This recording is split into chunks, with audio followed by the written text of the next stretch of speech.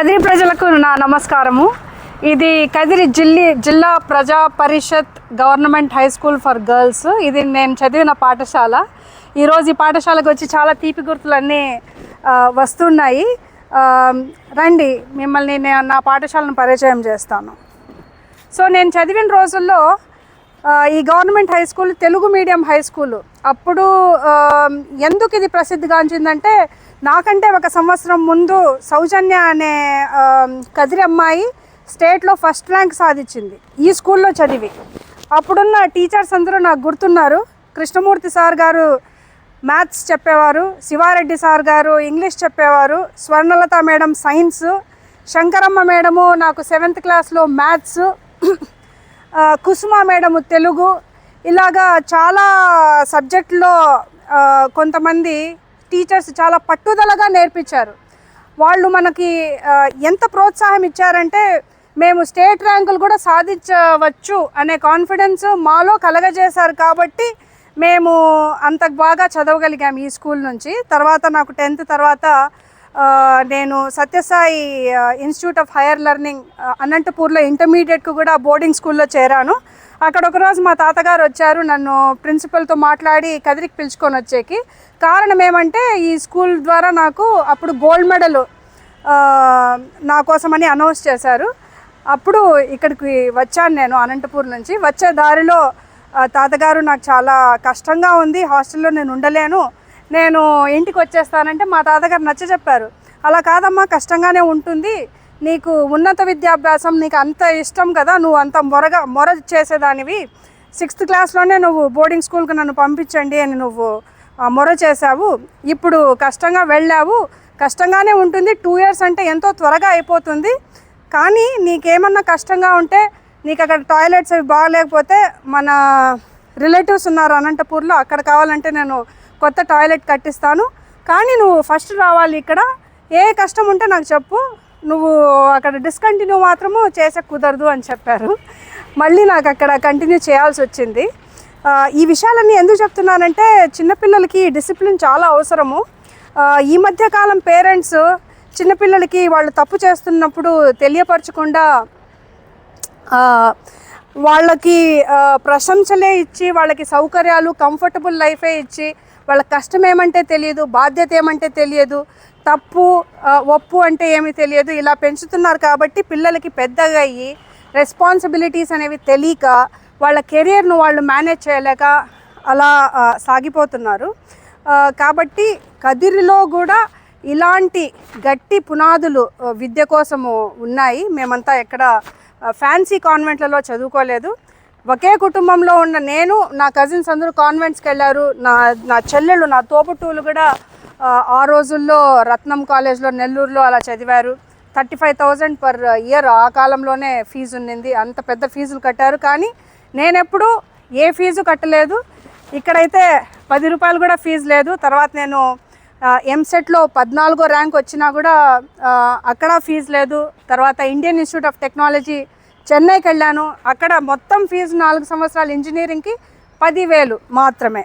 అంటే hostel fee ఉన్నింది, అన్నానికి ఎక్కడైనా మనం పెట్టుకోవాల్సిందే. కాబట్టి నేను చెప్పే విషయము, పట్టుదల, మీకు దీక్ష, మీకు సరస్వతి మీద అంతగా డెడికేషన్ ఉంటే మీరు ఎంతగానో రాణించగలరు. మీకు డబ్బులే ఖర్చు పెట్టాలి, ఫ్యాన్సీ ఇన్స్టిట్యూట్సే వెళ్ళాలి, నారాయణకి వెళ్ళాలి, ఇలాంటివన్నీ అవసరం లేదు. కాబట్టి మీలో సబ్స్టెన్స్ ఉంటే, మీలో డిటర్మినేషన్ ఉంటే మీరు ఎక్కడికైనా వెళ్ళగలరు. సో నా చిన్నప్పుడు అరౌండ్ 6th 7th స్టాండర్డ్లో అప్పుడే ఉన్నప్పుడు మొట్టమొదటిగా నేను పాఠశాల అనే అంశం పైన ఒక వ్యాసం రాశాను. సో నాకు అప్పుడే తెలిసింది, నేను చాలా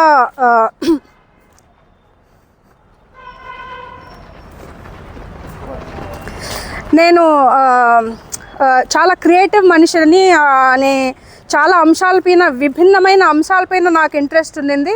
ఇక్కడ మనం చూడబోయేది ప్లే గ్రౌండ్. ఆ కాలంలో ఇది చాలా పెద్దగా అనిపించేది చిన్నపిల్లలకు.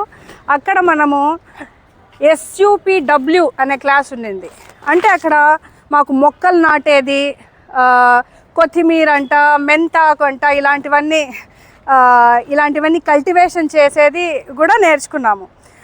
ఇంకోటి ఇక్కడ ఒక కుట్టు క్లాస్ అని ఉండేది. ఆ కుట్టులో ఆ అభ్యాసంలో కట్ చేసేది, విభిన్నమైన కుట్లు ఇవన్నీ నేర్పేవారు.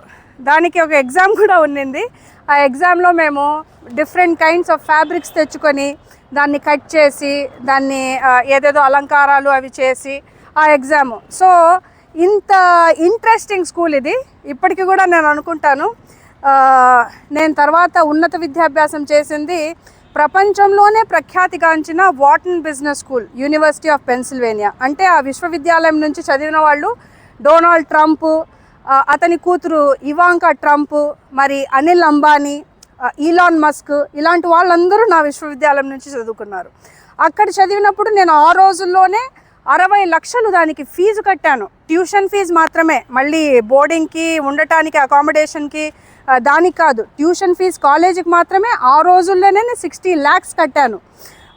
కాబట్టి నేను అప్పుడు పోల్చుకుంటే, ఆ 60 lakhs నేను పోల్చుకుంటే ఇండియన్ ఇన్స్టిట్యూట్ ఆఫ్ టెక్నాలజీలో నేను చేసిన ఇంజనీరింగ్ కోర్సు, నాకు దక్కిన విద్య దానికంటే ఎంతో విలువైనది. అందుకని ఇండియాలో చాలా పాపులేషన్ ఉంటుంది కాబట్టి, మోర్ దెన్ 1 బిలియన్ పాపులేషన్ ఉంటుంది కాబట్టి, మాకు కాంపిటీషన్ చాలా ఎక్కువ కాబట్టి ఇక్కడ రాణించిన వాళ్ళు ప్రపంచంలో ఎక్కడైనా మాకు సాటిపోటీ ఎవరు ఉండరు.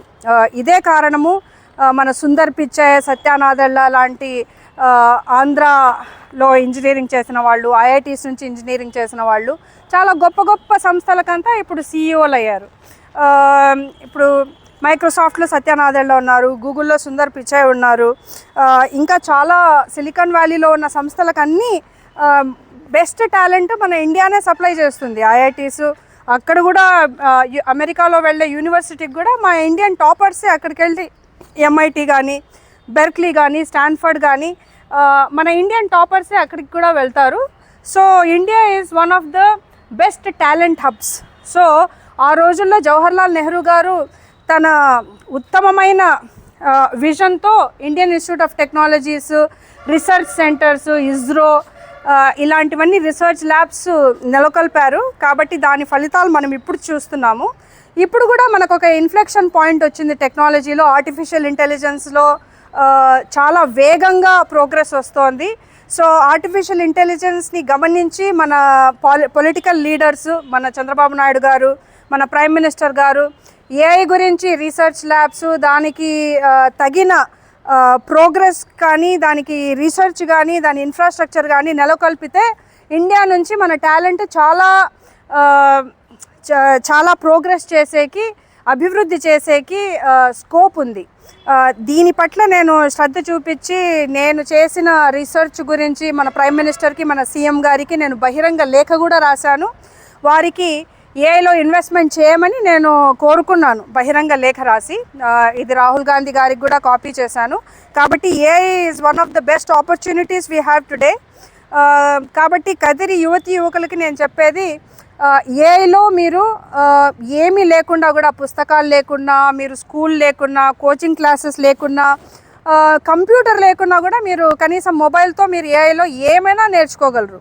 ఏఐకున్న నాలెడ్జ్ మన టీచర్స్కి కానీ, మన మెంటర్స్కి కానీ, లేకపోతే ఏ శ్రేణిలో అయినా, ఏ ఫీల్డ్లో అయినా నిపుణులకు లేనంత నాలెడ్జ్ ఏఐకి ఉంది. ఎందుకంటే అది cumulative knowledge of the whole world. కాబట్టి ఆ నాలెడ్జ్ అంతా మన చేతుల్లో, మనకు యాక్సెసిబుల్ ఉంది ప్రస్తుతం. కాబట్టి మనకేది ఎక్స్క్యూజ్ లేదు. ఇప్పుడు మనము ఇది నేర్చుకోలేము, మా దగ్గర డబ్బు లేవు అని చెప్పేకి ఏ ఎక్స్క్యూజ్ లేదు. అందరికీ ఏఐ యాక్సెస్ ఉంది, అందరికీ మొబైల్ యాక్సెస్ ఉన్నాయి. కాబట్టి నేను యువతీ యువకులకి నేను పదే పదే ఇదే చెప్పదలుచుకున్నాను, మీరు ఏఐ మీద శ్రద్ధ వహించి దాన్ని నేర్చుకోండి. లేకపోతే ఏ ఇంజనీరింగ్ జాబ్స్ కూడా, జాబ్ సెక్యూరిటీ ఏ జాబ్లోనూ లేదు. అన్ని సంస్థలు అందరు ఎంప్లాయీస్ని తీసేస్తున్నారు. కాబట్టి మీకు ఎంప్లాయ్మెంట్ సేఫ్టీ, జాబ్ సేఫ్టీ ఉండాలంటే మీరు ఏఐ స్కిల్స్ నేర్చుకోవడం తప్పనిసరి. నేను కూడా దీని గురించి కదిర్లో ఒక ఏఐ అకాడమీని నెలకొల్పాలని నా ఉద్దేశము. అది త్వరలోనే కాబోతుంది. 2026లో 2027లో నేను స్టార్ట్ చేయదలుచుకున్నాను. ఇది కదిరికి నేను ఇవ్వబోయే గిఫ్ట్. కాబట్టి ఈరోజు నా పాఠశాలకు ఎక్కడైతే నా విద్యా పునాదులు, ఎక్కడైతే సరస్వతీదేవి నా మీద కటాక్షం చూపించిందో ఆ ప్రాంతానికి మిమ్మల్ని తీసుకొని వచ్చాను. ఇక్కడికి వచ్చి నాకు చాలా సంతోషంగా ఉంది. బాల్యంలోని తీపి గుర్తులన్నీ వస్తూ ఉన్నాయి. సో మీకు ఇంకొన్ని విశేషాలు త్వరలో తీసుకొస్తాను. నమస్తే.